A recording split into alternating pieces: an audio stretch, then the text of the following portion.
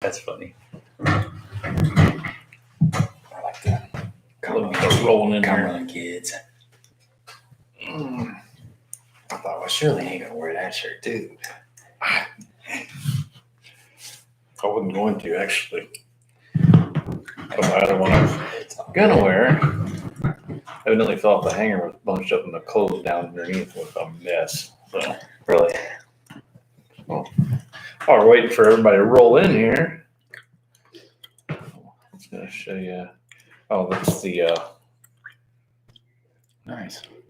that's your icon for that one, or your chin. Thumbnail. It's a good one. It was just a while ago. Was it really? Fat. Oh yeah. Golly, eating bluegill, I guess. Mm-hmm. It's like he's ready to drop eggs. Yep. Jeez. Oh, what's up, everybody? What's up, guys? So we got Bill in here, Sean, Hank, Mr. Bass Guy. There they are. Yeah. What's up, Ethan? Ethan's been helping out and sharing a bunch of stuff there. Yeah, man. He's been helping me out a little bit. Oh, let's see. Went over and fished. Actually, he got a picture of me. A picture of you? Yeah, I didn't know. He's sneaky, man. I was over at Pyramid State Park yesterday. Yeah. He said he was going to be out there, I guess, soon. I was going to say. So, which kind of clued me in on you need to be paying attention, because if he can see you, a lot of people can see Yeah, you. no kidding. I don't know how many times I whipped it out thinking nobody was there to just take a leak. I saw a monster buck too, by the way. Ethan, back there on the first lake that I was at. I went around that island, and you're heading down the lake on the left side, the second cut in the back of that cut on the right. He'll know. He knows that lake. No, I'm laughing at Jay Bass in there. I thought it was going into that. Like, no, you Jay, turn left at the red barn and then you go right at the stop sign. No, Jay, it was completely unplanned. I'll say that. Yeah, I know, man. So, yeah, Hank wants to know where the pink shirt's at. We're Cumberland cronies. Yeah. Yeah, Hank. I told Hank not to bring that up. Yeah, Hank, I'll be honest with you. Finding a man's pink shirt and a large or extra large is it is not easy. I'll say that. Which is a good thing. I mean, it will eventually happen. I'm totally fine with having difficulties finding that pink shirt. So yeah, we'll get it there sooner or later. So pretty soon I'm gonna have it, and I'm gonna have to wear something over it, which would be fine. No, I'll still have a pink shirt on. We'll make sure. We didn't write this out. So. Yeah, I tell you what, it's hot. It's really hot. I tell you what, you can see it. I'm a whole lot darker than you are. I've been out in the sun a little bit, but yeah. It's not from fishing. I'll guarantee you that. Yeah, with that buck, man, that was a big one. It was just one of those real broad shouldered bucks, and it scampered up the hill. It was still, I couldn't really tell the spread. It had a nice spread. It was probably like 500, 600, 700 yards off, but wow, it was a big one, really, really big one. So there's some big deer running around there. Yeah, he said he knows what you're talking about. Okay. He'll be over there next. Remember just not to fish over there next time. Yeah. So what's everybody else's weather been doing? I tell you what, it's been hot. Scorching. Yeah. Holy cow. It feels good out there right now. We got some rain showers passing through, and it was like 73 degrees on the way up. So it feels really nice. Yeah, it's real nice. Had a lot of rain coming up. Yeah, it was so humid today. Oh my God. Oh, it's been tough. Yeah. I had customers come in, and we were out just in the shop on a show, showing them showroom stuff. And I was literally just dripping with sweat, just standing there. Wasn't even doing nothing. Mm-hmm. Like, holy cow. Yeah. Yeah, it's tough. It's good to see your boat out there in the driveway. Oh yes. Now that it's completely covered in rain, because I thought I had enough. I didn't think it was supposed to rain till late this evening. So I was waiting until this evening to come home and put the cover on it and everything. And I've got to adjust the throttle on it just a little bit because the idle's a little bit low. Other than that, we took it over to Kincaid Saturday, ran it around. I mean, that's a world of difference. It's got so much response to it. Really? And quick. I mean, the whole shot is just unbelievable. I mean, it's better than anything I've ever had. But as soon as you get back down off a plane and start idling, it's idling only about 500 or 600 RPMs. So it's too low. So I got to tweak that up a little bit. And the guys that worked on my boat, I called him. He told me exactly how to do it and told me if I had any questions to put it on video chat and let him know, and he walk me through it. So it just kind of lets you know how bad a shape your motor was before you got it rebuilt. Yeah, and it's something, I thought it had all kinds of power before, but I mean, after doing that, I mean, that thing, it'll put you back in the seat now. I was pretty impressed. Tom says he's been in a very close relationship with his air conditioner. Yeah, I feel you, Tom, man. I'm the same way. What's up, Aaron? Aaron's in here. I'll get that out of here. Right, well, so you haven't been doing much fishing? Just No, been working a lot. Oh yeah, It's good to be back up here, man. Work's been crazy. I mean, it's been nuts. And we've had a lot of other stuff going on. Went down to visit my brother-in-law for the first time down in Georgia. So I went down there. I was down there for 4 days last weekend. That was really enjoyable. It was hot down there. It was 102 down there. Mm-hmm. It was blazing. Thank God he's got a pool, because I pretty much lived in that thing for the 4 days. I'd say the most humid place I've ever been was down in Mississippi, in Tupelo, Mississippi. I went down there one time, and it is just disgustingly humid down there. Yeah, we went right through there and actually seen a really bad wreck right on the other side of Tupelo. Okay. We hit some heavy rain. Oh man. And there were about a 6 or 7 car pile up right there, right on the interstate. It was a bad deal. Jeez. Got Richard Stroud in here. What's up, buddy? Bill. What's up, Bill? Good to see you. Let's see. Beaver Lake this year. Beaver Lake. No, I haven't fished Beaver Lake, Bill. I don't know that I've ever fished that. Down south. You know, right on the border there. Arkansas, down below. Oh, down by Table Blytheville. Rock. Yeah. Or no, not Blytheville. Joplin. I guess that's what he's talking about. Beaver. I'm thinking the other side. No, I've never been to Beaver. I've been to Table Rock a lot of times, but never made it down there. Bull shows, I've fished. We used to go down there. We had an annual trout fishing trip there on the White River below Bull Shows Dam. And we used to go down there every year. It was in the wintertime. And a lot of times what happens there is it's kind of like the shad start to die off and they get sucked through the hydroelectric dam. And you got all those big brown trout that are living on the backside of that dam, and they'll just start gorging, and it can get really, really good. It's kind of one of those deals where you got to know somebody down there and they give you a phone call and you got to be ready to go like the next day. Cause it just kind of happens in spurts. I'm already getting the messages coming in. That's Aaron's today. Nice, Aaron. Said it was through, they got on scale here. 396. That's a good one. You guys know there. I don't know why the thing shows up sometimes really good, but that's a good one. It won't focus on it. Was that a Kincaid fish? Nope, it's a Randolph County. Randolph County. So definitely a good one there. I almost went there yesterday. Randolph? Yep. I want to go over there and shoot a video because it's right on the way to Pyramid. I've seen the sign for it. It's about 9 miles off the road there, but I've seen the sign for it, and I've never made it over there. I want to go over there and check it out. So you're going the back way through Chester then? Yeah, 150. No. Highway 150. No, that's the main. So I'll show you a real easy way to get there. It's easier than that. Okay. Like as soon as you get across the bridge, that T, Mm-hmm. you make a right and an immediate left. Okay, so it's closer than what I'm thinking. Oh yeah. Okay. Yeah, it's probably 7 or 8 minutes from the bridge. Oh yeah. Well, I need to start hitting that up. Yeah, I'll go over with you. Let me know. Okay. I got to get some fishing in. Yeah, we need to take care of you, man. So let's see. Yeah, Whitewell says we call it fat rain here in the south. Yeah, there were some fat drops on the way here. I almost thought there was a tornado because I was driving and this semi truck, I guess he was creeping over and he was hitting that rumble strip. It was going, it sounded like a train. And I'm like looking around and then I heard it again. And I'm like, it didn't look like tornadic clouds by any means, but still had kind of raised my blood pressure there for a second. Whitewell said I'd buy that for $1.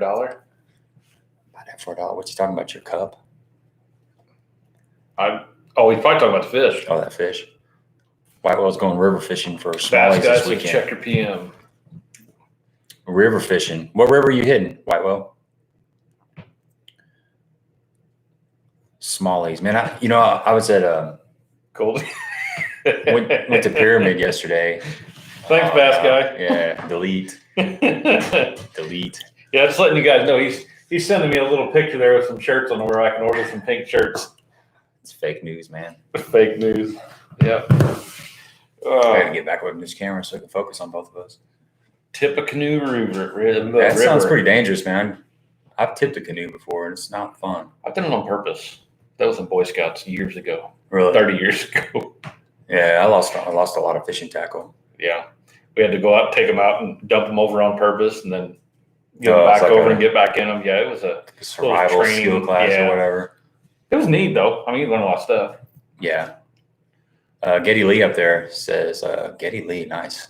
Rush fan, I guess. Crab Orchard. Been to Crab Orchard. I've been to Crab Orchard in a while. I'm impressed you knew that. I'm a bass player, man. I know, but I mean, Rush is a little old school. That was the first band I ever seen in concert. Oh, is that right? At the St. That was a Louis, good show. yeah, at the St. Louis, Canadian rock band, eh? yeah, at the original stadium up there where the Blues used to play hockey. McKeel? No, the original. Oh. The old school. It's Oh, tore wow. down now. Yeah, that was an awesome show. So, I bet it was. Yeah, he's a great bass player. He was the inspiration of another great bass player, Les Claypool, the band Primus. Yep, big fan of Primus. They're a little bit strange, but they're that's where good. The name of the county he lives in. Huh? Tippecanoe. Huh. I guess I'm saying that right, Tippecanoe, or is it Tippecanoe? I don't know. Tippecanoe. I probably completely Tippecanoe. shredded that name. I don't know. Not sure. I've been down to Seminole. I think that's where we're at. It's about midway down the peninsula in Florida. It's way down there. There's a big Indian reservation down there. Daniel Simmons says Cedar Lake Sunday. Ooh. Yeah. Well, any recommendations for bait on river fishing? Totally out of my wheelhouse. I will say finesse jigs, big time. What do you think? Yeah. Let's see. Baby brush hog is a good one. Very small swim baits. I'd say probably 3.5 inch swim baits. Mm-hmm. A little Zara spook. Yeah, I tell you what, a bait I used to throw all the time is the Rebel Wee Craw. It's a really small crawdad. It's a crankbait. It's probably 2 inches long, maybe. I mean, you got to throw it on like 6 pound test on an ultralight rod. Is that? It looks like a crawdad. It's molded. To shape like a crawdad. Yeah, I know what you're talking about. Just a small diving crankbait. And I used to really smoke them on that. And then the baby Zara spook. I think it's called the Zara pup. It's really small.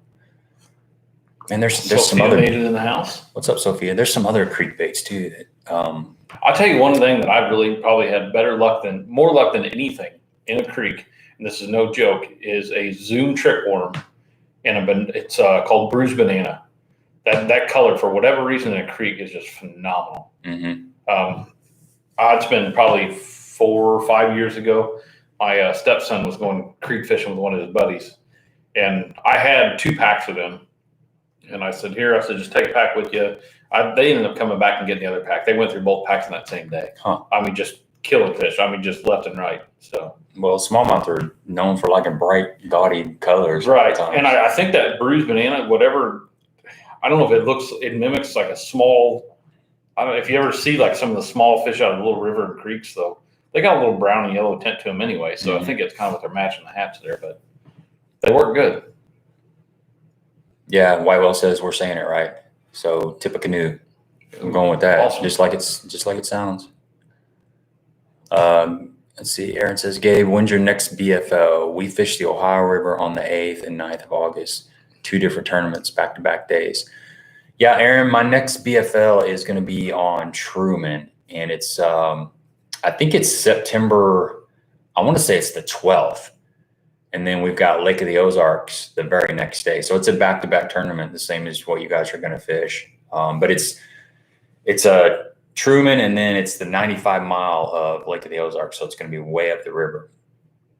So it's going to be completely new water. I've only fished Truman a few times, and I've never fished up that far up the river on Lake of the Ozarks. But from what I've heard, it's not very wide, and the marina that we're putting out of is it's going to be a cluster getting out of there because it's real tight in the quarters. That's always convenient. Yeah, it should be fun. There'll probably be 200 boats in that one. Yeah, So- white whistles, rooster tail, definitely. That's another good one in there. Aaron, can you guys, are you able to lock through down to the Cumberland and Tennessee River in that BFL? Imagine you are. I know there's some tournaments where they won't let you lock through. I think that's the English choice. They have a no locking policy. Yeah. I bet half the field will lock through. Yeah, same thing at Smith and Pool when they fish up there too. Mm-hmm. Yeah, I think that's where he's fishing aces, the Ohio River. I'm just assuming it's out of Smithland, I would think. Yeah, I'm surprised they're having many tournaments out there anymore. It's gone downhill big time. Yeah, I was actually looking at some of the English choice that they've been having over there, and they've been catching okay weights, 12, 13 pounds. Mm-hmm. Yeah. Well, I will say the rooster tail in a small creek or river like that, you will end up with a lot of bluegill and perch. Yeah, you will. It's fun, but you will end up with a bunch of those. You were talking about, Smith and Pool, everybody really struggled up there. I tell you what, that was one place that I pretty much went up there and nonstop threw a square bill or just a small medium size crankbait in a purple or a white chartreuse color for whatever reason, and just run the whole bank down, and you catch a limit pretty easy that way. Yeah, Bass Guy says a medium-sized Big O is killer on the river. Similar to what you were just saying. Yeah. Launching out of Paducah this year. And yes, we can lock through. Okay. Okay, good deal. I fished out of Paducah. I think there's a Clark's River that's right there. It's got a lot of. We always took out of wood. Golconda. Right. Where we always went out of just a big marina or nothing, but it was pretty convenient for the most part. See, Richard says in June, a friend and I were fishing Kentucky Lake, catching several smallies on tubes. I've heard that the smallmouth fishing has gotten a lot better down there in Kentucky Lake the last couple of years. Down south or? No, the whole general, lake. The whole lake. Yeah, they just seem to be doing better than every the time largemouth. I'd say anytime we targeted largemouth, we was always going down south. Yeah, But they're everywhere now. They're everywhere. I tell you what, with the amount of carp they're pulling out of there, it has to be getting better. And I've heard from several different people, they've been running into a lot of big bass fry after the spawn and everything. They're running into big schools of bass fry. So that's a plus as long as they don't get eaten by them. Yeah, there's a ton of bait there now. I think there's skipjack and emerald shiners, I think. I'm surprised they didn't put anything on like the skipjack and people catching them up there by the dams and everything. I figured they'd want to kind of preserve that a little bit and let them get out farther, but yeah, as far as I know, they didn't put anything on it. I see guys posting on Facebook all the time about catching skipjack up there. Yeah, that's a big time catfish bait. Yeah. We got Stephanie on here. Good to see you on here. Summer fishing has been brutal, but we're hanging in there, spending 12 to 14 hours on the lake all summer. We caught 25 bass this weekend. Weight was about 1.5 pounds to 3 pounds. Nothing wrong with that. No, That's a pretty good average there. I'm just impressed that you were out there that long in the heat. That's pretty hardcore. Yeah, the fishing. I saw somebody talking about cedar. They said cedar on Sunday. It's been taken. There was a tournament over there on Sunday. Maybe that's what he's referring to. And it took 2 6-pounders to win. So the tournaments over there, cedar has a 14, 18-inch slot. So I'm fishing the USA Bass and Wednesday Nighters over there, and we can keep 2 under 14 and 2 over 18. And the English Choice was over there this Sunday, and they could keep 3 under 14 and 2 over 18. And it took like 15-something pounds. I think it was Chris Klutz, and I'm not sure what his partner's name is, but they caught 2 6s and some nice unders, which is I've seen phenomenal sack, Kincaid Club, I think, was over at maybe it was Little Grassy. Was that 7-2 was caught? Little Grassy. They caught a 7-2 out of Grassy? Yeah. Nice. Yeah, it was nice. I was like, holy cow. Yeah, that's a pretty impressive hog. And then the guy that got second place only had 3 fish, but he had about a 6.5 pounder and another nice over, probably close to 2 6s. And then just one under. Anything over 5 in the heat of the summer, that's pretty good. Yeah, but we've been back to what Stephanie was saying. It's been slow for us. We've had to. We're fishing what we're doing over there right now, and not that this is what you have to do by any means, but we've been fishing real slow. So we've been fishing main lake banks. If you can find a piece of wood like a laydown that's coming out deep, into the deeper water, we're keying on probably 8 to 14 foot. There's been a thermocline in that 14-foot zone. So we've been trying to stay around, 8 to 14 just seems to be working for us. But any kind of wood cover right now is key. The fish have been on wood for about a month. So if you guys are going out to any of these local lakes, I'd suggest looking for some wood over deep water. You're just about guaranteed to get a bite, but we're having to fish super, super slow. I'm talking, I've been catching a lot of fish on a baby brush hog, just Texas rig, 14-pound fluoro, 1/4 ounce weight, 7-foot medium rod. And you're having to make that cast. So you're going to cast out in about 8 foot, let it sit for about 10 seconds. It's painful, and then just drag it a couple inches and let it sit. It's super slow, and then the bites are real timid. They feel they're just kind of bait fish feeling bites. Like if you guys have fished out on some of the ledges and stuff, and Pickwick, Kentucky, and some of these ledge lakes, you get that bait fish bite. It's like just a little tick. It's not like a bluegill. It's a little bit different. So you're getting that kind of bite, but you're getting the bluegill bites, and then you load up and it's a 17.5-inch fish. So they're biting really, really light. At least the bites we're getting. Every once in a while you get one that thumps it.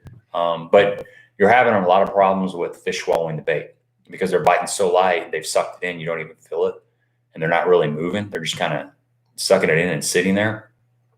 But that's kind of how we've been getting bit. So did you see David's comment right here? David says, love hearing a power fishing guy complain. Which I'll be honest I'm with David, just saying, I'm not complaining. I would consider myself a big power guy fishing. Gabe, on the other hand, he's definitely a whole lot more finesse fishing than I am. I just try to do what I can do to get bites. Yeah. I mean, I may punch a 1 ounce weight and then turn around and throw an 1/8 ounce shaky head on 8-pound test if I can get a bite doing it.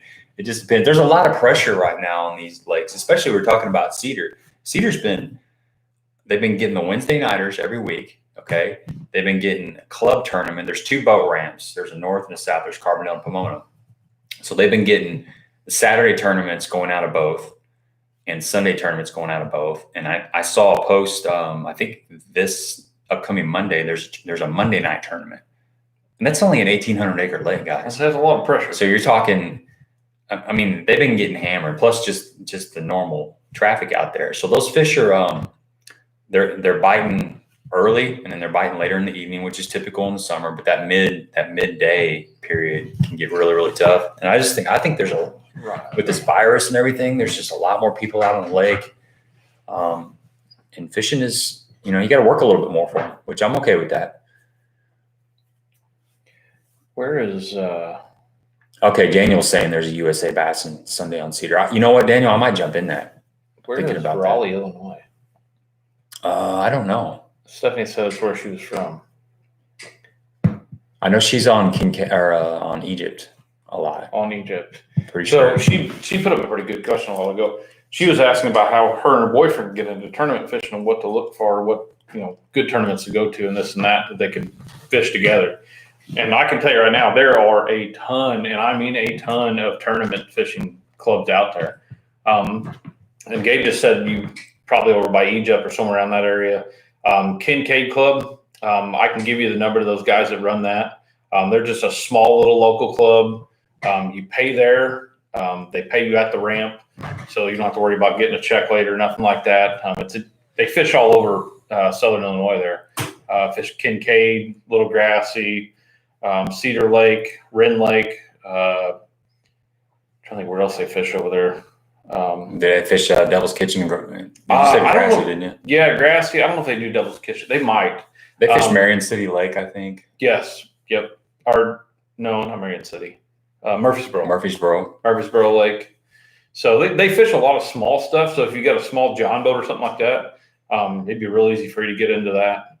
So, and it's pretty cheap. I think they're like $35 a tournament or something like that per person. So it's real cheap, but it's something easy to get into, and your boyfriend can both fish it pretty easy. Yeah, David said, let's take time to hit that thumbs up. Yeah, guys, hit that thumbs up, man. That really helps the channel. Yeah, speaking of which. All that stuff helps. YouTube's algorithm, they like seeing any kind of interaction between you and the people you're yes, talking they with. do. It's a big deal. Even on videos, like if you haven't subscribed to Back Yard Bassin, please do. But anytime you're watching a video from a content creator and you want to support them, leave a comment, even if it's thanks. It doesn't matter. I mean, it doesn't have to be a big long comment or enjoy the content or something. That the more comments you get per video, the more it helps YouTube share our material, and that's what causes us to grow. Because a lot of people will watch the video and they don't say anything. Well, that's cool. I understand that. I'll tell you something that I run into more than anything is you look on like your analytics and everything. I think I'm still like 70% of my watched videos are from like Facebook. Oh yeah. So yeah, if you guys have a YouTube account, make sure you get on there and go through YouTube. So it really, I'm not trying to tell you what to do, but it really does help us out, because if you're watching it from YouTube or from Facebook, it helps a little bit, but if you actually log in, have a YouTube account or whatever, just get on there, and then that way you can hit that thumbs up, you can leave comments, stuff like that. It really does help. Yeah, Stephanie, back to your question, a bass club is a great way to get some experience fishing tournaments. And the USA Bassin, who was that bass guy in 1960 mentioned that? USA Bassin are really affordable. They're about $60 to enter. You got a membership fee that I believe is $30, and that $30 is an annual membership, and you can fish any of their divisions. So it's not just for the division that you buy you go to the tournament and you buy your membership. It's not just for that division. It's for any of the divisions. So you can jump in any tournament on any lake that you want. They're only $60. It's pretty laid back, but it gives you a good experience. You get the feel for the tournaments and what to expect. Usually it's a great group of guys, and it's a fun experience. Yeah. Like I try to do one once a week for a couple months out of the year. And to be honest with you, if you're ever wanting to, learn different things and stuff like that on fishing, and fishing with other people, I'm telling you, you will learn more that way than you will any other way. Because everybody has their niches. Yes, niche. Yeah, everybody has their own niche. Some guys are just straight crankbait guys. Some guys are strictly Texas rig only. Some guys are worm guys. Everybody's got their different thing. And going with different people like that will make you slow down or make you speed up and fish different ways that you're not used to. And you'll really learn a lot doing that. So I think I've learned more from other guys than I have anything. So yeah, and that's typically how a lot of the bass clubs are. They'll be a draw type tournament. So say you're going to go as a non-boater. You would draw a boater and fish with that person for the day. And that's where you're going to learn different spots. Because I know you fish with your boyfriend a lot, and you guys probably fish a lot of the same areas. But you might get in a boat with somebody different, and they might fish completely different stuff. Yeah. That's a good way to learn that lake and expand on it. Yeah. And that's kind of the reason I mentioned that King Cake Club a while ago, is because they could fish together, because she was wanting to fish with her boyfriend, I think. Yeah, I totally understand that. So the USA Bassins, those are team tournaments. So you will get to fish with your partner, whoever you want to fish with. You can pick that person.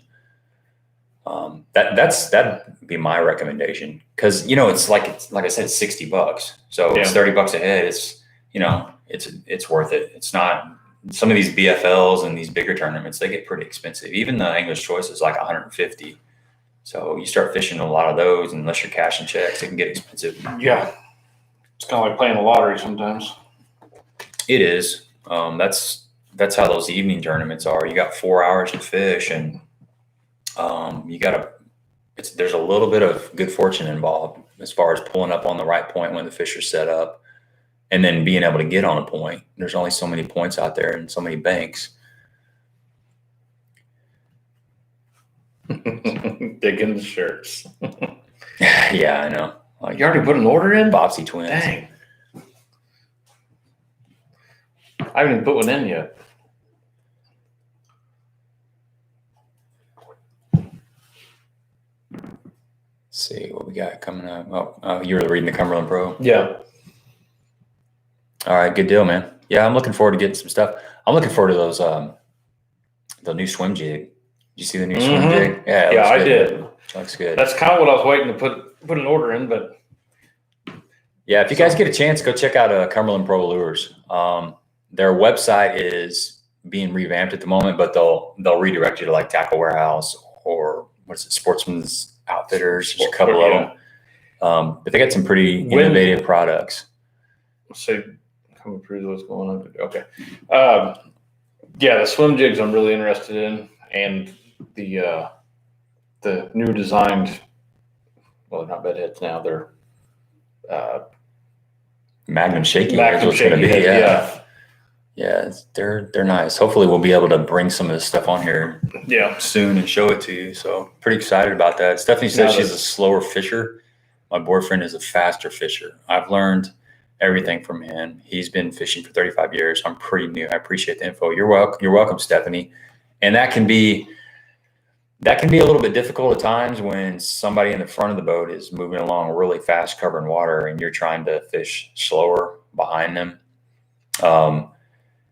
But you know what? You got to comment on that. What do you usually do in that situation? So, I mean, it's kind of a generic answer, but I mean, a lot of times for that person in the back like that, a Carolina rig is really hard to beat. Mm-hmm. It sure is. Carolina rig, depending. I mean, it really depends on what kind of bank you're fishing, or if you're fishing out in the open, stuff like that. How far forward you can throw too. Makes a big difference too, because David says Cinco. Yep, a Cinco's a really good one. Yep, that's great. Cinco, if you're not familiar with Cinco, Stephanie, you probably are, but that's a very good bait that gets bites in the toughest of situations. Yep. That's kind of a cleanup bait. So Carolina rig, a Cinco, and you can still fish behind somebody that's fishing fast with that stuff. You're just gonna have to flip. You're gonna have to flip up in front of, not up in front of the boat, but flip forward. So that way you can work it as he's moving along. Yep. Or you can just get onto him and tell him to slow down. That's your boyfriend. You can say whatever you want to him. Yeah. If not, just put a crankbait in his rear. Just kick him out of the boat, take over. Ain't nothing worse than having a hook in your butt. You'll sit down for a while. Yeah. Or not.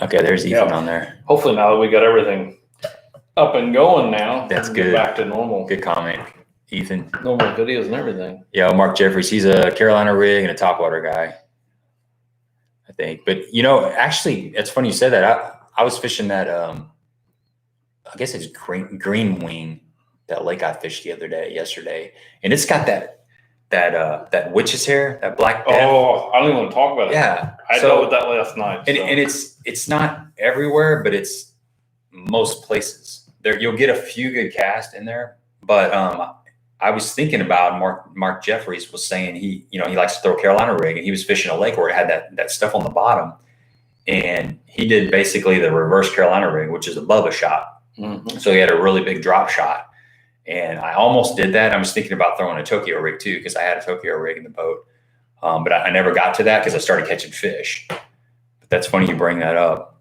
Yeah, that's the local lake is absolutely.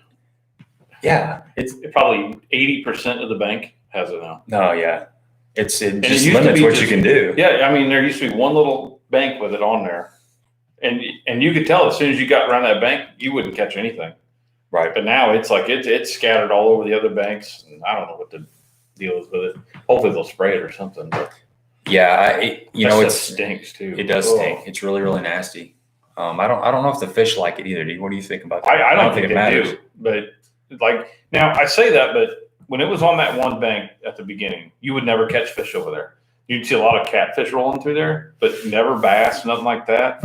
But I mean, I haven't fished there in 2 months.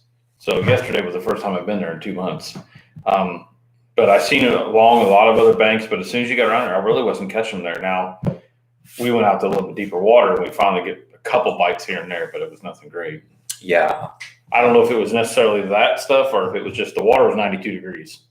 So I'm sure that. Yeah, that's what I've been finding, that low 90-degree water. Yeah, it's terrible. It's on a few of the points, like over at Cedar. It's each year it seems to be on just an extra point here and there. It's kind of starting to. It's not taking over by any means, but it's expanding slowly. Yeah, So, Cumberland just asked a good question. Tokyo rig versus Carolina rig. What's your thoughts? Well, based on just because of the experience I've had with the Carolina rig, I've gotten more confidence. I have fished the Tokyo rig and I've caught a few fish on it. I'm not sold on it though, honestly. I'm going to throw this out there. I think with Carolina rig, you're dragging it along the bottom, but a lot of times, you've got that monofilament line on the back of there. So it's actually going to allow that bait to float up a little bit, kind of like that Tokyo rig, presenting that bait a little bit higher, but that bait also will fall real slow. Mm-hmm. That Tokyo rig is just going to hold it there. Right. It's not going to have much movement, not nearly as much movement as you can with a Carolina rig. But the thing is with the Tokyo rig, the standard is like a 3-inch wire leader. Your drop's 3 inches. And by the time you put your weight on there, you're bending that up. So you got about it might be 2.5 inches. Anyway, you're only up off the bottom this much. So it also depends on how, thick that stuff is on the bottom. But usually it's not that thick, that witch's hair. Yeah, but I mean, it's like an inch thick. Let's just say for that instance, you're going through that witch's hair and stuff like that. I don't think you'll be able to drag it right through it. I think you're going to have to hop it up and out of there. Mm-hmm. So, I mean, I think you're kind of defeating the purpose of keeping it on the bottom though. But like I said, in my experience in that nasty witch's hair stuff, I just don't see a lot of fish around it. Yeah. Yeah, I've played around with the Tokyo rig a couple different times. Like I said, I caught some fish on it, but I think, usually it was in flipping grass situations. And I don't know. I mean, I can see, a lot of the guys that you see using that are up north. I always think of Seth Leiter because he had some really good videos on that, but he's fishing for largemouth and those fish will bite a lot of stuff up there. So I can see it in really, really, really pressured lakes. Maybe it's just a little bit something different, but kind of a long way around that question. I got more confidence in a Carolina rig. Yeah, I don't know. I'm not a big Tokyo fan, but there you go, Stephanie. Get on and tell him to slow down. Just tell him to slow down. Take all his rods away. Give him a spinning rod with a wacky rig on it. That wouldn't be that nice. I'd just give him a rooster tail. A rooster tail, yeah. And then fish a lot of grass. He'll slow down real quick. It looks like everybody's kind of leaning towards the Carolina rig on that. Yeah, and that Carolina rig is really versatile. You can pretty much fish any salt plastic behind that you want. You can fish a 10-inch worm on there. You can put a little Zoom speed crawl on there. Everything in between. Jeremiah said he likes fishing the Tokyo rig for bed fishing. I can see where that'd be really, really good because you can keep it right there in their face. Mm-hmm. I'm not going there. Yeah, the packet crawl. That's one of the reasons I fish bed fishing with that. That thing stands up and gets right in their face. I mean, a lot of times you lose the pinchers off of it, but yeah, and that's what I was having to do. You were talking about that Tokyo rig and kind of hopping it through that grass. That's what I was doing the other day to get bites. Dragging it, I kept catching all that witch's hair, but I was throwing, hey, you'd be proud of me. I was throwing a bandito bug. It's catching them on the bandito bug. I know, man. You'll see the video. I actually gave you a shout out. David, you better get on his butt now. But I was trying to get rid of them because that's a good bait. It catches fish, but they're so fragile. You get one fish. You get one fish and it rips the nose out. So I got like 2 left in the pack and I was just trying to burn them. But they work, man. They work, dude. I'm telling you. But I'm sorry, bro. I know I'm trying to get rid of them. But I went to a beaver, the same like the hematoma color. And I was getting bit on that too. So everything's good, David. Just settle down. You don't have to have the bandito book. Yeah. But I was having to hop that. I couldn't get bit dragging it. And I was getting all that crap on my weight. But I started popping that. I just pop it up and let it fall. And that's how I was getting bit. There was a lot of fish suspended kind of around that. The spot I was fishing was a deeper bank and it had about 9 foot on the top and it was rolling off in about 18. I had the boat sitting in 18. So when I got what I thought was to the edge, I was really kind of popping it and I popped it off that little roll off. That's where I was getting bit. So I was just fish are kind of suspended in an area. I was just kind of throwing it up in their face. But it's exactly what you're talking about. Yeah, you're talking about the fish being suspended. Now, what's your thoughts on throwing a fluke down there?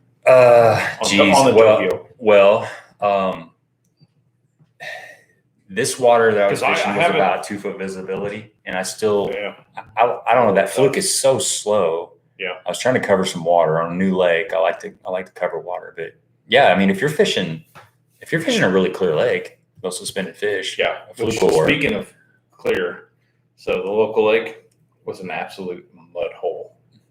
I bet. I mean, bad. I bet. We've had a lot of rain. Yeah. We really have. I'll let you answer that. Where we at? Skull at the bottom. Oh, what's the deal with you guys in Guggen? There's no deal there. No nothing there. He's got a Guggen squad membership card. No, I don't.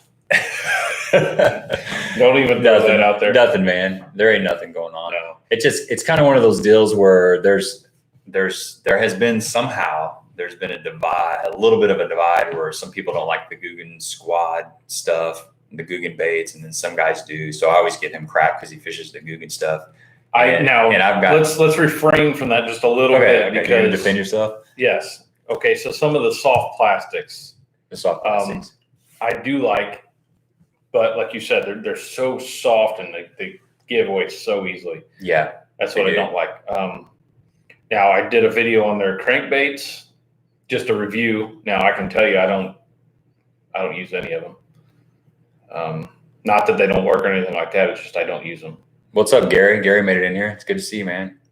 Gary's like a big fish killer. He likes to catch 5-pound bass and fillet them and then tell everybody about it. What? Yeah, I know. True story. Wow. You just lobbed that out there. That's going straight to him. He knows what I'm talking about. Wow. No, so back on that bandito You're going to bug. have him hated here. No. He'll like that. He'll get a kick out of it. That bandito bug, I had just a 5/0 EWG gammy hook, right? Okay.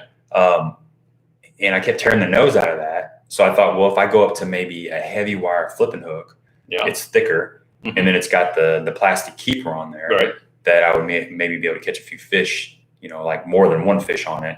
But that didn't seem to matter. It didn't matter at all. I didn't have that many issues with them. I mean, they're soft. Don't get me wrong. They're very soft. I usually get a couple out of it, but I also use the Trocar 4/0 flipping hooks. Like on that bandito bug, I like that 4/0. It just fits to it really well. Yeah, I think that thicker hook did help a little bit. I think I caught 2 fish on one of them actually, which I was kind of proud of that.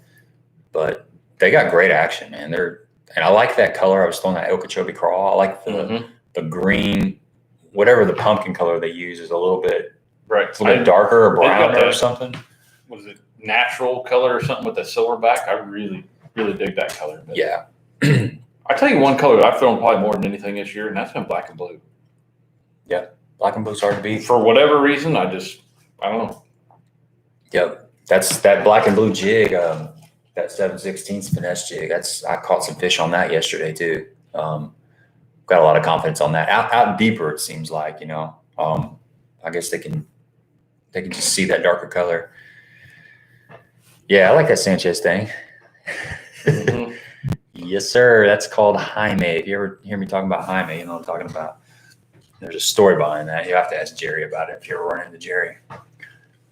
Maybe we can get Jerry on here sometime. We'd have to get the sandwich out of Jerry's hand first. Yeah, it's true. He's always got a sandwich in his mouth. He's not a computer guy. He works on computers all day long at work. So you'll probably never see him on live stream. He just doesn't want anything to do with them. He watches minimal YouTube. Yeah, black and blue just catches fish. Yeah, it's timeless. I mean, don't get me wrong. I've known it. It's always worked.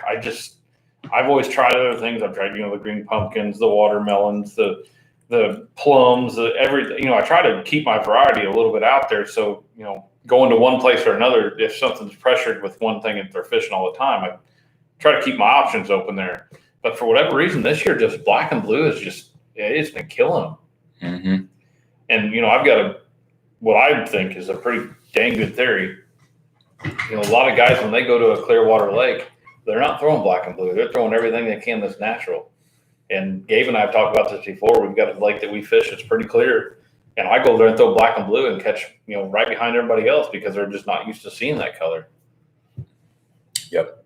Yeah, I kind of got into the PB&J, when that color started getting more popular. I was fishing that pretty hard. And then I like that color, but yeah, then you had the LBJ, the little brown jig. Which I will say, Biospawn has their the Vile Curl. No, the Vile Bug. Yes, the Vile Bug. So the Vile Bug, the Vile Bug, and it comes in they've got a PB&J color that it's pretty purple. And I was real hesitant about using that, but I tell you what, for purple. clear water, it's almost like a transparent look to it. It's almost see-through. Mm-hmm. It's got purple tint to it. It's pretty nice. I like that. Put a lot of fish on it. Yeah, Hank says June bug is a good color down here. June bug is dirty water. Yeah, another good color that doesn't get fishing a lot is that kind of that black neon color, the black with the red fleck. Mm-hmm. Even in a brush hog, that's a really good color, and I always forget to throw that. Yeah, even David said June bug in clear water will surprise you. Yeah, definitely. Yeah, that's right. Well, if you think about it, goggle eye. Well, let's back up a little bit. Clear water, it seems like a lot of the fish are darker. I know there's a local lake around here called Duck Creek, and it's got a lot of lily pads, a lot of cypress trees. It's really clear water.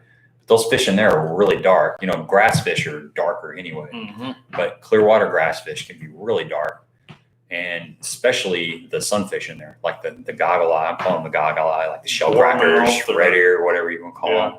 But they're darker. They're really, really dark. So that June bug, I think, mimics that color. The same thing with the black and blue jig. It's got that shell cracker look to it. So there's a good. So Richard put on there. Do you guys believe in garlic sprays, etc., for worm fishing? I feel it makes a difference. 100% agree. 100%. I can tell you one thing that you'll really notice if talking about Carolina fishing a while ago. I have a hard time Carolina fishing without that. And the reason being is you'll have a lot of fish pick that up and spit it back out. You'll never know it. But for whatever reason, that little bit of spray on there or whatever makes them, I guess, just hold on to it longer and, think it's a little bit more realistic, I guess. Well, it does two things, a couple things. It does that, and then it masks the scent, the human scent. If you got any kind of sunscreen on you accidentally, or just your natural oils, you're putting a barrier over that. It's one of the reasons why I think the Strike King baits are so good. They got that coffee scent. Mm-hmm. Or if you guys haven't tried the Max scent, the Berkeley Power Bait Max scent, I think that me and my buddy Jerry fish that a lot. And I think that actually draws fish to the bait. Yep. I really do. I think it puts out enough scent, because I'll be fishing a beaver and he'll be fishing the Max scent, and he's getting way more bites than me. Yeah. And when we're fishing really slow. Yeah. I'll say around dock fishing. That's another big deal I run through there with that garlic spray. Mm-hmm. Yeah. And cold water periods also. I'm almost early spring and cold water. I carry a can of the Spike It, like the little bottle, or I use those Spike It pins, like the chartreuse or the orange. And I've definitely seen it where it makes a difference. Just adding a little bit of that color on the back. It's the color, but it's also got that garlic scent in it. So I think it's a combination of the two. Yeah. Weigel was saying Lake Fork makes a paddle tail worm with garlic in it. Best Carolina bait I've never fished. He's ever fished, or has he never fished it? No, he's fished it. Yeah, that garlic's the deal. Sometimes I use the Bang smelly jelly. Okay. Yeah, I use the Bang too. Well, that Spike It. If I'm dyeing anything, it's garlic too. Yeah, David says that smelly jelly. That's like it's a jelly. You put it on there and it kind of slowly leaches out. The only thing with that stuff is, man, if you get it on your hands and you try to reel, you'll bust your knuckles on a hook set. I've done that before. A little slick, huh? Yes, sir. Gary says 30% more bites, 10% of the time. That's right. That's right. Yeah. It's an inside joke there. Gary's talking about 8-inch June bug lizard too, like that Zoom mag lizard. Mm-hmm. Yeah, I haven't given that enough time on the Carolina rig. I know that can have its place in time for sure. I'm missing my big summer bites right now with my big old monster worms and the jelly worms and everything else. Mm-hmm. So hopefully I can get back into it now. I'll tell you what I've been catching a few fish on is that it's the Strike King cutter worm. You familiar with that? The cutter worm, yeah. Right? But they got a big cutter worm. It's like an 8-inch cutter worm, and it's real fat. That's what it's a Magnum cutter worm or something. Yeah. They've got the shorter ones, but that big one. I've got one in. I don't even know where I got it. It's purple. I mean purple. Okay. I don't even know where I got that. I don't remember. Maybe my kids got that for me or something. Well, I picked up a pack of those the other day because you guys have been to Academy or Bass Pro Shops. It's very slim pickings. Still, it's like it's hard to find anything. So you end up. It's kind of like Mr. Tackle Box. You end up buying stuff that you never would have bought maybe just to try it because. But But anyway, I bought some of those bigger cutter worms, and I'm digging them, man. They got really good action. So Stephanie says, I need to get some for me. Todd doesn't need it. I need an edge. He can catch them on anything. Stephanie, I'm telling you, go get you some baby brush hogs. Get you some Spike It Dip and Glow with the garlic scent.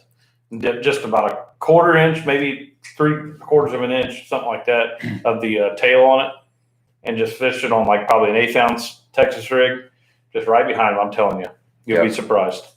Yeah. So green pumpkin blue or green pumpkin purple, baby brush hog, or I'm gonna give her another bait, the Zoom Speed Crawl. Yep, get you a 3/0 EWG hook. If you can find the Gamakatsu makes a super line hook. It's a little bit beefier hook, but a 3/0 EWG or let's see, VMC makes a heavy EWG.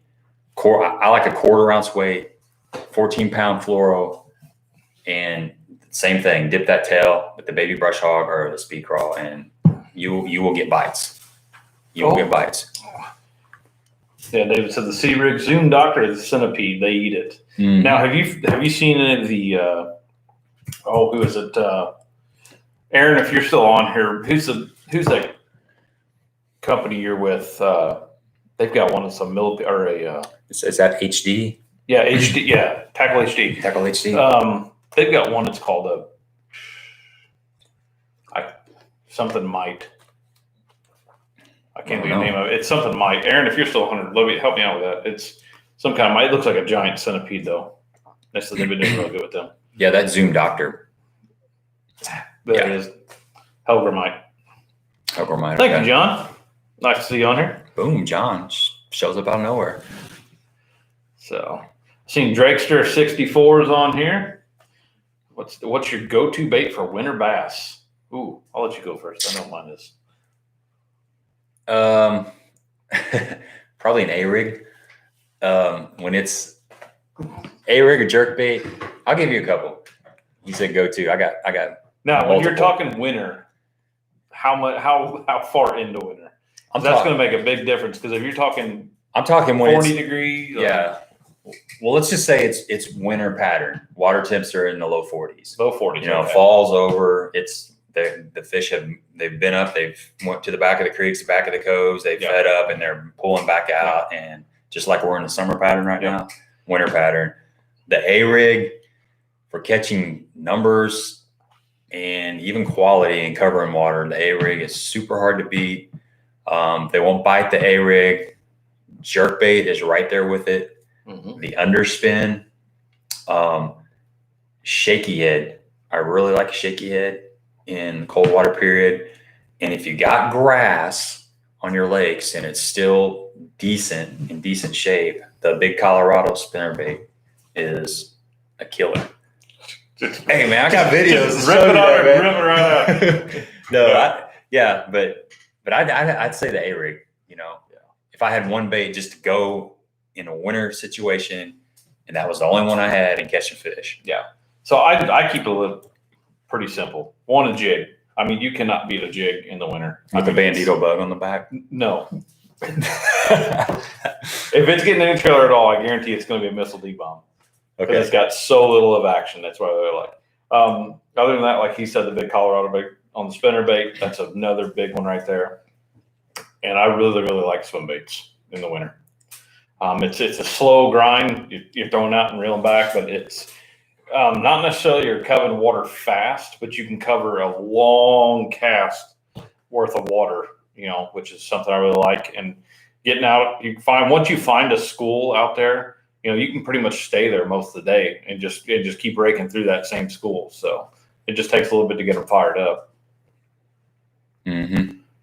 Yeah, you know, and it's some days they won't bite the A-rig, but they want the jerk bait. They want something paused and sitting there in their face. I mean, most of the time they will bite that A-rig though. It's pretty amazing little bait. But there are days when they want the jerk bait, where the jerk bait will outfish. I saw somebody said something about a jig as a winter bait. Jig's another great winter bait too. That's what I was saying, the jig, yeah. Yeah. That's, like I said, that's probably my number one go-to. So Whitewell says hopping a lipless is a sneaky winter bait. Yeah. You know, guys will fish the spoons. Another sneaky winter bait is the underspin. I was gonna say the blade bait. The blade bait, man, I haven't done good on that, but I know guys do. I gave it a fair shake. Yeah. Now, just to throw this out there, when you're saying winter, I'm automatically thinking about my local lake here, but it has a bunch of, and I mean a bunch of timber in it.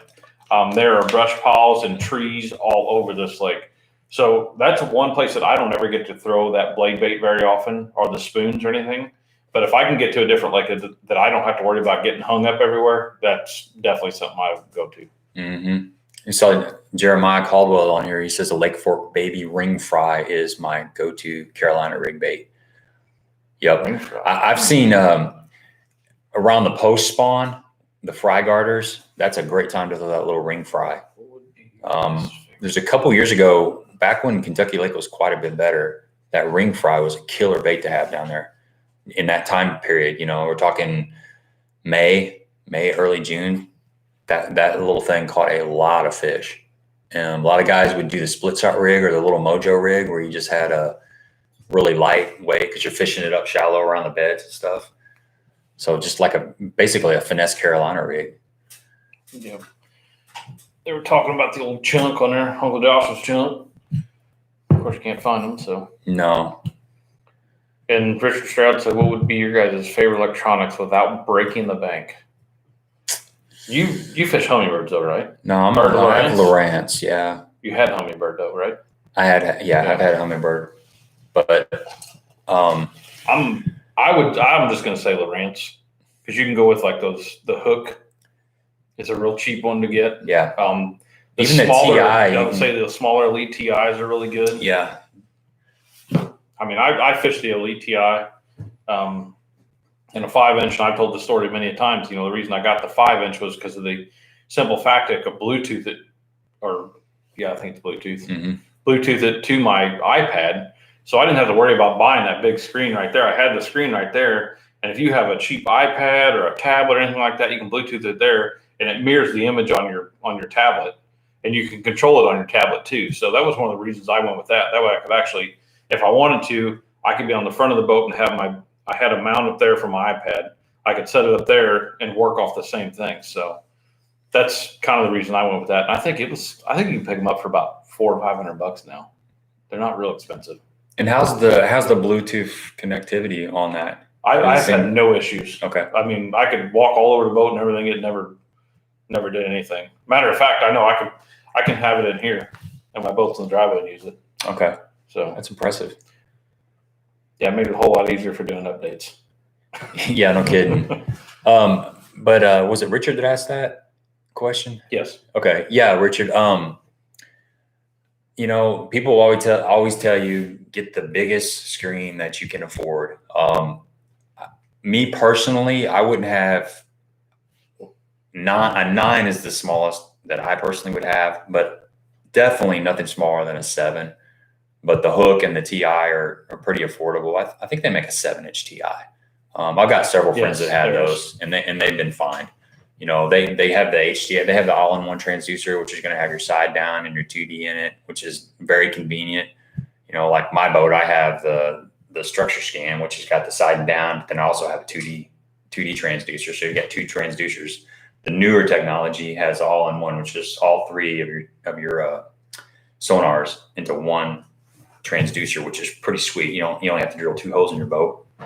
And then, you know, on the trolling motor, I've got the HDI transducer, which has the 2D and the down scan, and that's very convenient on the front.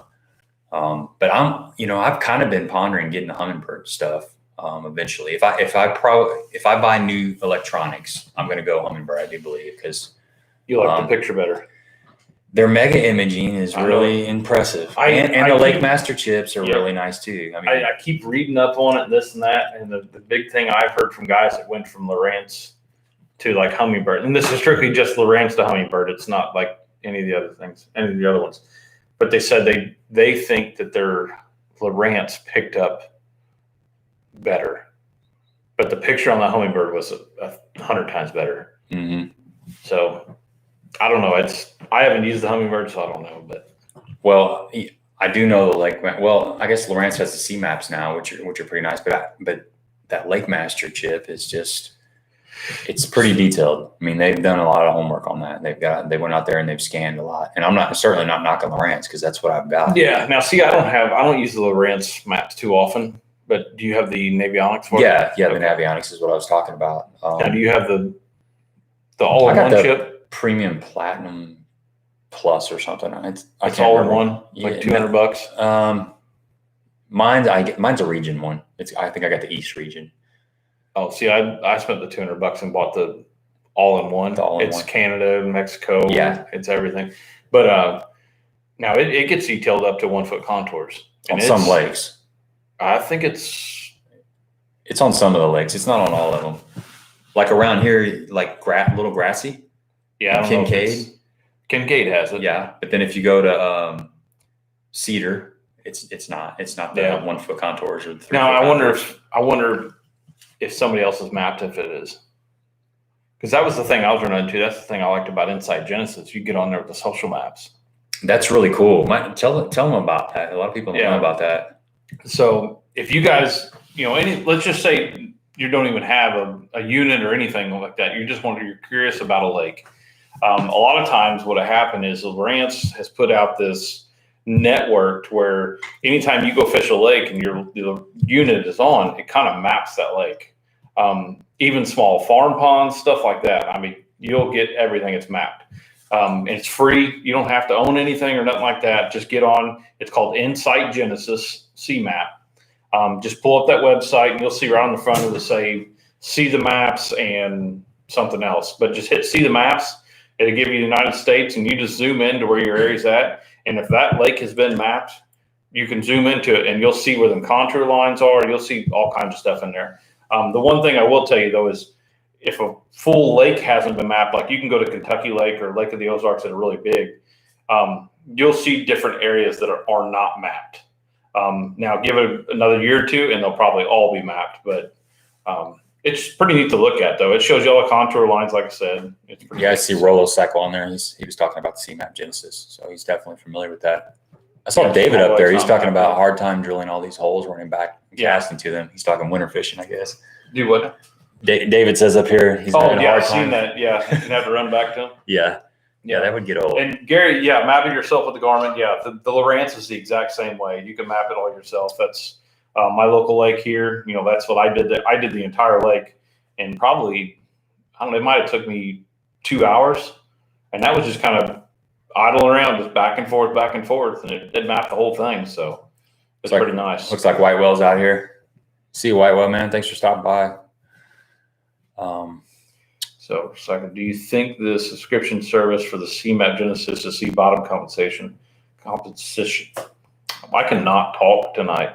You can talk. You're just not speaking properly. Yeah, it's working out really well. Is it worth it? See you, Stephanie. I don't know if it's really worth it to me. I would say if you're fishing tournaments at different lakes that you don't fish very often, it'd probably help you out that first couple times. But it really depends on what type of fishing you're doing. If you're a guy that's going to go and beat a bank all day long, it probably doesn't matter. But if you're somebody that's going to go out and let's say, I don't know, maybe Kentucky Lake, for instance. If you go down Kentucky Lake and you download that or pay your subscription or whatever, and you go down there and you see this one spot that's off on a ledge out in the middle of the lake and it has grass on it, how many people do you think are going to be nailing that one little grass spot? So I don't know. I don't know if it's really worth it or not, but in my opinion, I don't think it is. But hey, Roller Cycle, thanks for the subs. We appreciate that. And when you were talking about that, I was thinking Google Earth. Google Earth is a great tool for studying, lakes, because even if you are a bank beater, you can see where the riprap is, depending on the time of the year when they took that satellite image. A lot of times you can go back to different images. And if you can find one like a winter scene, you can really tell what's in the lake. It'll be drawn down. The leaves will be off the trees and you can see the bank line, the shoreline. So, yeah. And like I said, offshore fishing is my jam. See, and that's something that you don't see that often. You really don't. I mean, a lot of guys, we like to get off. We like to get off the bank and go fish that stuff. But there's a lot of people out there that just don't have the confidence to go do it, and they're missing out on a lot of stuff. This time of year, it's easy to go fish the bank and get you a couple of little dinks here and there, and occasionally get a good one.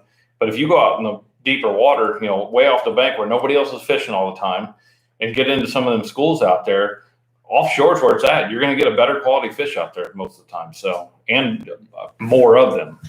Well, another good thing about the CMAP is the shading. So if you're talking about fishing offshore, if you're looking for ledges in a specific depth range, say you're targeting that, that, I don't know, 12 to 15 foot range, you can shade one color, everything above that 12, and then everything below that, another range, another color, and then everything just kind of pops. Right. So that's a great tool. So I think it definitely has its advantages. Saw another question on here. Yeah, there we go. He was talking about the 100% shading on any fish finder's money. Mm-hmm. When we go to Kentucky Lake, that's how we do it.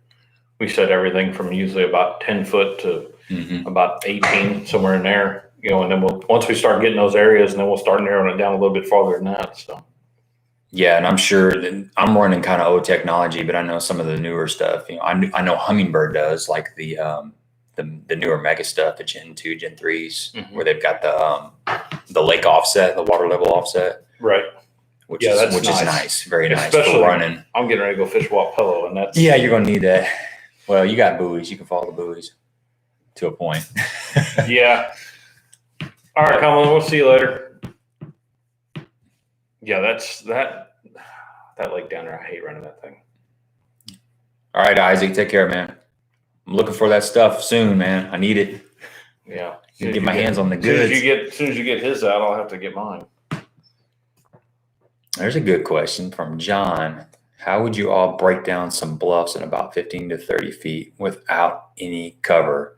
I'm going to be looking for any kind of rock slides. The bluff ends. That's still your juice? Yes. That's obvious. I was going to say broken off pieces of boulders that have fallen in the water. Right. So a lot of times I'm thinking of a specific set of bluffs right now. You'll have a lot of bluegill congregated around the shade of the bluff. So I'm probably going to be throwing something that's going to be falling. If it's a straight sheer drop, okay. If it's actually got ledges, obviously you're going to fish some of the ledges and stuff. But I'm thinking about something that's going to be falling really slow through that water column, and then the bluff ends and the bluff slides. Mm-hmm. Thanks for stealing my one out of my. That's a great spot. Yeah, that's a great spot in the winter too. Yeah, especially those bluff ends. Yeah, Richard Stout actually said, "What time of year is the best for schooling bass?"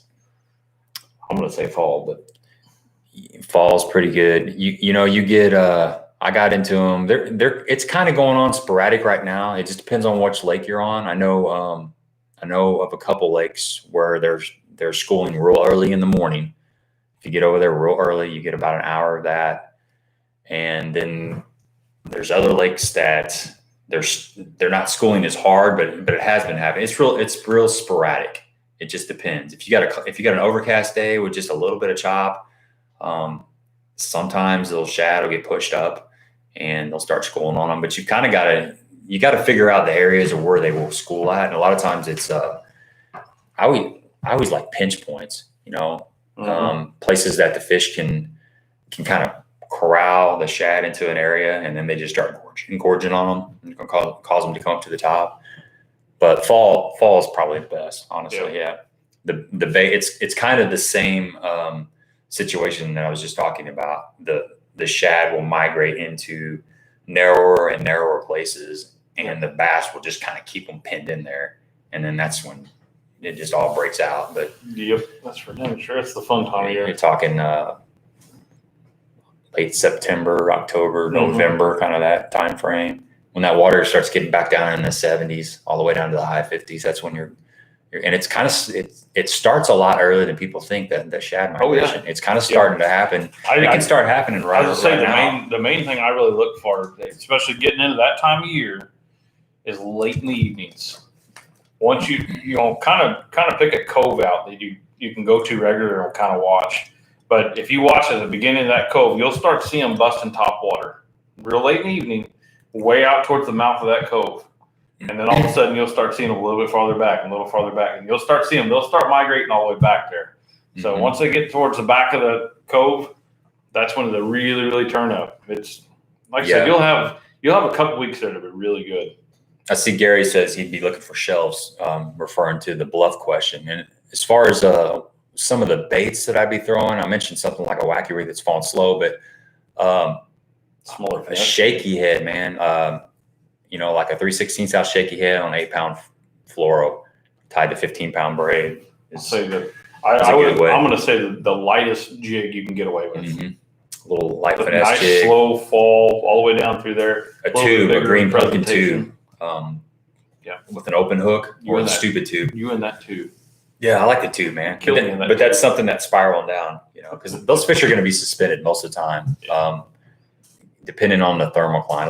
The thermocline, it depends on the lake, but 30 feet's just, I guess Table Rock has like a 50-foot thermocline a lot of times, but you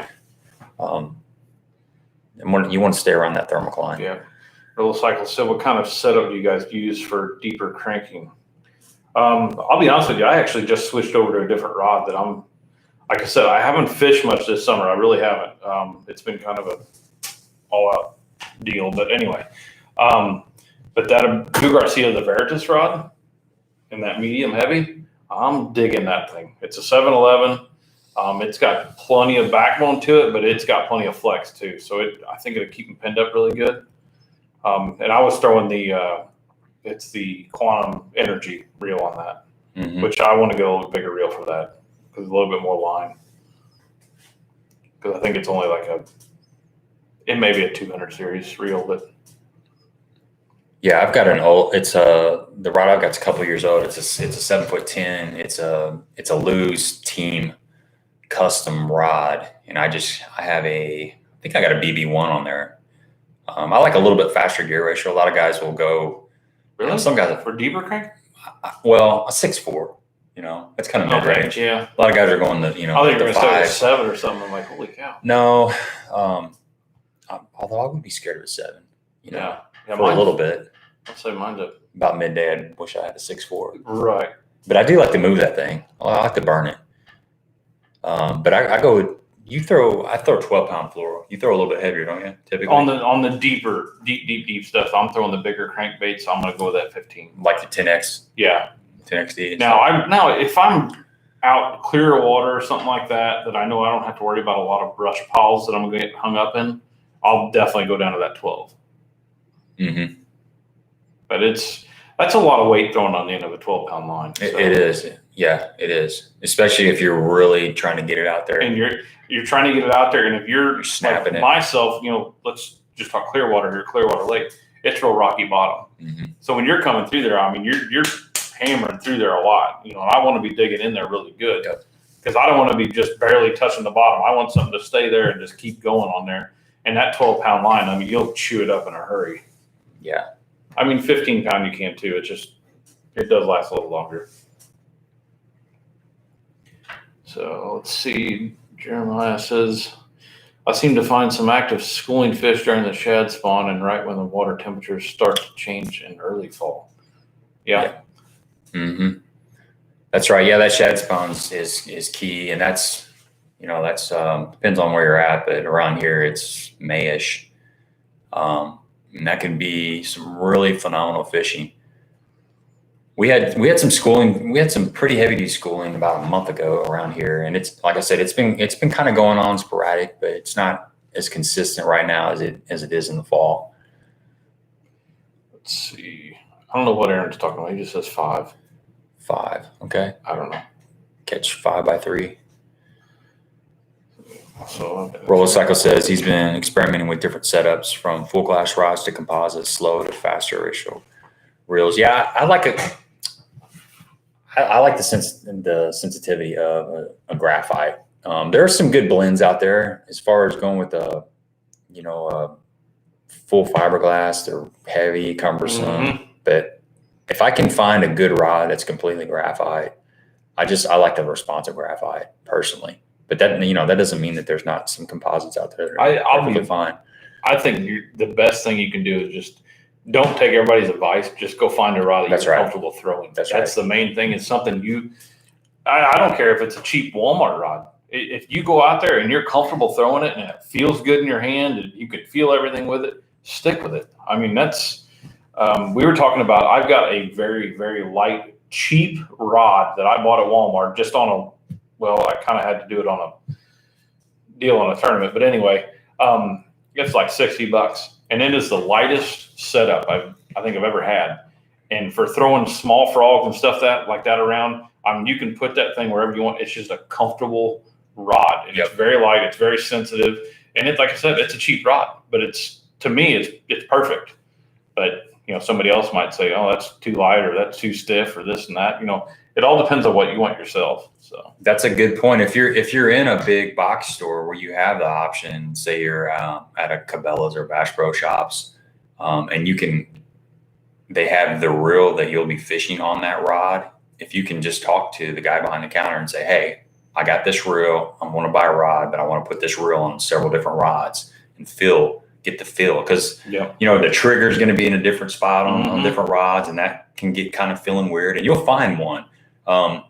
So the action is so important on a cranking rod. And unfortunately, you can't really tell until you get out on the water with that plug on there and make some casts. I mean, you can get a general ideal of it, but it doesn't matter the brand or like Greg just said, it's really about a rod that performs. If it performs, it feels good, one that fits your style. Right.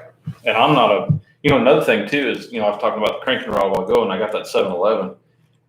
I stayed away from that 7-Eleven for a long time because I'm not a tall guy. I'm only 5'9", 5'10". Gabe's probably 6'2", 6'1.5", something like that. Yeah. So that couple of inches there, it makes a huge difference when you're throwing a rod that size. I stayed away from the bigger ones for a long time, and I'm glad I finally went up to it. I can throw it comfortably. But I will tell you this, I cannot stand on the front of my boat and go directly behind me and throw because I will end up catching one of my windshields. So I kind of go out to the side a little bit and then have to throw, but that's just something you got to play around with. And if you guys are a bank fisherman or something like that, you definitely don't want some 7-Eleven. I guarantee you. No, it's like a fly rod. Trying to fish a fly rod off the bank's pretty tricky. You got to watch your back cast. But yeah, it does. I would say 7.6 minimum. Up to 7-Eleven on a deep cranking rod because that, like you just said, that extra few inches really gets that thing out there another 10 yards or so. It's a big deal. Yeah. Yes, sir. Always helps to have that couple extra inches. Yes, sir. You know it. So Aaron says he's got a 5.6 lose on an Akuma TCS 7-Eleven cranking rod. Perfect match. There you go. It sounds like a good one. Yeah. Gary said the longer rods that tear your shoulders up when you get old. Yeah, I've got 2 bad shoulders already, so I don't need any more help.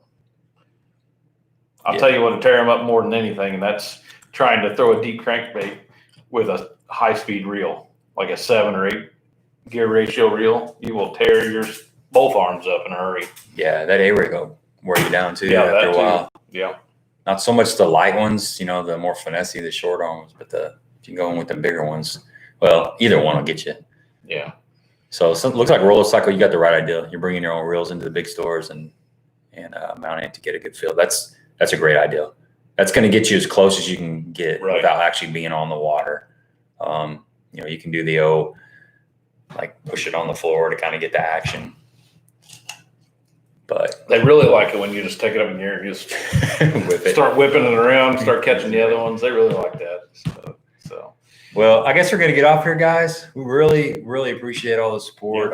Hit that like again if you haven't, and make sure you subscribe to Back Yard Bassin if you're coming from my channel. And I'd appreciate the sub if you're coming from his. And just let you guys know, like I said, it's been kind of in and out here with my channel here lately. We're finally getting things wrapped up, so should start seeing a little bit more content coming through, especially now I got a boat back. That'll help out a lot. So. Yeah, we appreciate you guys tuning in to us. We will be back again next Monday, so we'll be on my channel next week. So make sure you guys tune in for that. Maybe we'll have a decent topic to go over or something. Yeah, we'll come up with something. Maybe like our top 10 summer baits or something. Sure. Now that doesn't mean bring your half a boat either. I almost grabbed a couple things up there, but So yeah. So thanks, guys. Appreciate your time, and we will see you next week. all right, see you guys.